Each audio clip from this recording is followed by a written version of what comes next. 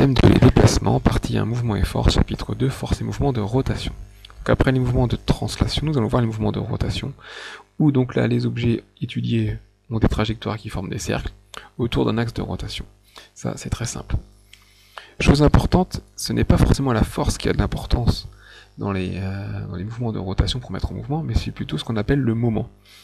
Ce qui est le produit de la force multiplié par la distance par rapport au bras de levier, c'est-à-dire la distance entre là où la force est appliquée et l'axe de rotation.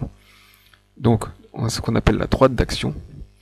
Et ce qui est important, ce qui agit pour le mettre en rotation ou au contraire freiner un mouvement de rotation, c'est ce qu'on appelle le moment, qui est le produit de la force par la distance, avec donc la force en newton, la distance en mètres, et donc le moment en newton-mètre, le produit des deux.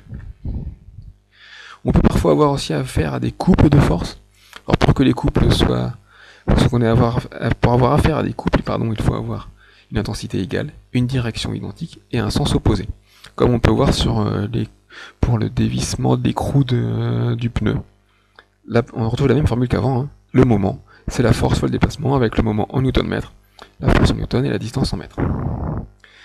Alors, important à retenir, c'est que à l'instar des translations, la distance parcourue elle est importante. Plutôt que ce soit en mètres, et là, ça va être un angle.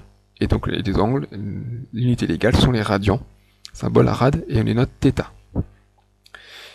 On a donc aussi à la place d'une vitesse linéaire en mètres par seconde, une vitesse angulaire, qui va être en radians par seconde, notée oméga. Et à la place de l'accélération linéaire, on aura une accélération angulaire en radians par seconde carré. Elle est notée alpha.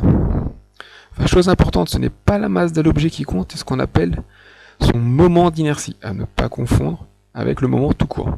Le moment d'inertie est symbolisé par lettre I ou J.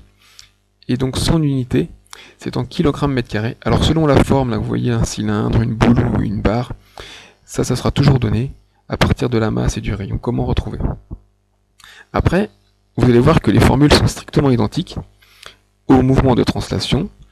Par exemple, le travail, qui était le produit de la force par déplacement, donc le produit de ce qui agissait par le déplacement. Donc là, le travail, c'est le moment qui agit, multiplié par le déplacement, θ en radians. Donc le travail est en joule encore, le moment en newton-mètre, et l'angle en radians.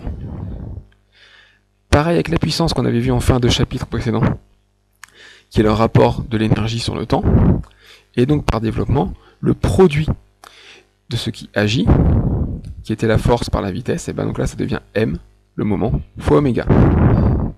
En ce qui concerne la première loi de Newton qui disait que la somme des forces est nulle, et là c'est la somme des moments qui est nulle, ça entraîne un mouvement de rotation uniforme ou un objet au repos. Pour la deuxième loi de Newton qui disait que la somme des forces était le produit de la masse par l'accélération, et là la force est remplacée par le moment, la masse par le moment d'inertie, et l'accélération linéaire par l'accélération angulaire.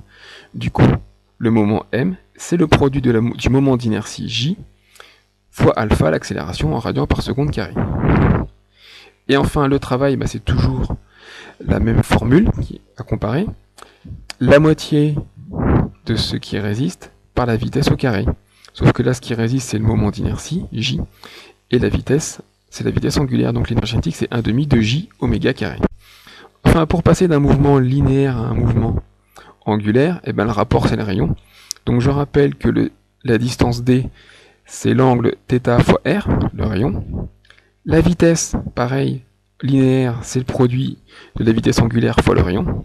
Et enfin, l'accélération linéaire, c'est l'accélération angulaire multipliée par le rayon. Il y a toujours un rapport de r, le rayon.